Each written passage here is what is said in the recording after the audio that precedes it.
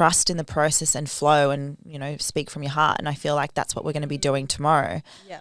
I want everyone who is listening, because obviously what we really want to talk about today is like, how do you go about starting a business, or, what are the first things that you would tell someone when it comes to that? For me and Kayla, what we did was just kind of like, we went with our gut, we didn't know exactly what it was going to be. But in those moments where we kind of came together, something came to life. So, if you were to give people, I guess, the first antidote to what it is they need to do or what they should be doing to begin that sort of business venture, what would you give people advice on? I really think it is about, like you said, following your gut, following that feeling, and just taking a movement, taking a step, no matter what it is. No matter what it is, just like take the first step, because that will create momentum, which is plug in literally what our first event is going to be about tomorrow, is creating momentum in your business, taking that first step, getting it done, and even not having it perfect. And I guess it is very much a lesson, because it's like, take messy action and then course correct as you go along. Imperfect action is going to be better than no action every single day.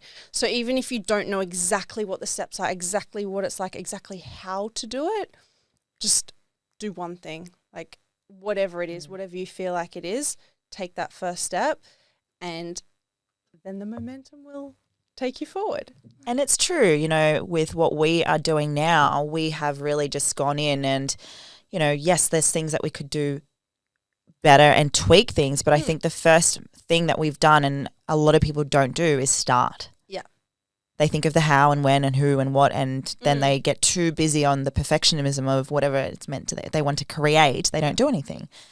So how do you remove that perfectionism? Because I know I can become a little bit like that. Okay, so I mean, we could go so deep with this. Like, perfectionism, I feel like, is a protective mechanism of your ego. So I feel like perfectionism is something to protect a concept of self, right? Yeah. Like, you don't want to be seen as someone who isn't perfect. And we all know that nobody is perfect. Yeah. So we know that that's like, it's how you've learnt to survive. Like, it's what your nervous system has done to, in times where maybe you didn't feel good enough, maybe you felt like, you weren't doing the right thing or whatever it was, and you had to put that protective mechanism up, it could have gone back as far as childhood, where it's like, you didn't do this right, you got to get it perfect. Like, you got to be perfect, you got to be the angel, whatever it is, you got to be the good girl, and that can come from, it can come from your family, conditioning, all those sorts of things.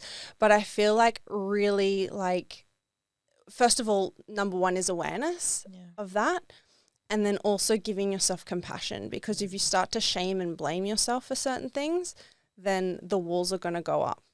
And so bringing that awareness of like, okay, this is my protective mechanism. What am I trying to protect here? What concept of self is my ego trying to protect? And then knowing that it's safe and knowing that it's okay and giving yourself compassion is what I would say. If you're struggling with, it could be perfectionism, it could be imposter syndrome, lack of confidence, like all these things, all these parts to yourself are ways that you've learnt to deal with certain situations and to survive, basically. Yeah. And I guess just knowing that it's okay to be not perfect. Yeah. Wow. It's okay. And I guess that's really important for business or anyone wanting to start a business now, whether you decide to, have this mindset around it or just being aware is the biggest thing. I felt when I first began my business, there was that element of like everything had to be perfect. But I think the most beautiful thing in this space, even, doing a podcast together and what we're doing now, it's authentic and relatable when there isn't this sort of like facade of, the facade, I just whacked my hand on the mic, this facade of like, getting passionate. Yeah, I'm starting to become my true self. This facade of being something that deep down it's hiding what is really underneath. Yeah. And I think as well, it's compassion. Like, that's the first and foremost, like the biggest thing to do for yourself.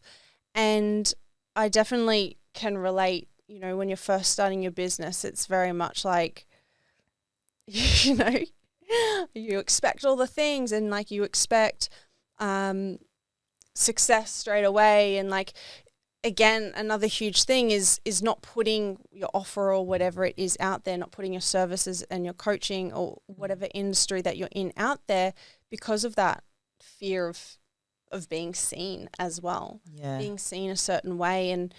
And you know, it's you think it's about business, but it's not. Business has been the biggest catalyst for a change in myself and a change in who I am and how I'm leading my life, because that is ultimately going to be the way that I lead my business. You know, we're going to speak tomorrow to pain versus pleasure, and whether you're trying to force something to happen or whether you allow it to flow and be something that you work towards, something that you love, and you're chasing this pleasure, you're chasing this dream, which feels really good because it's coming from your heart and it's not coming from avoiding an uncomfortable feeling. Yeah.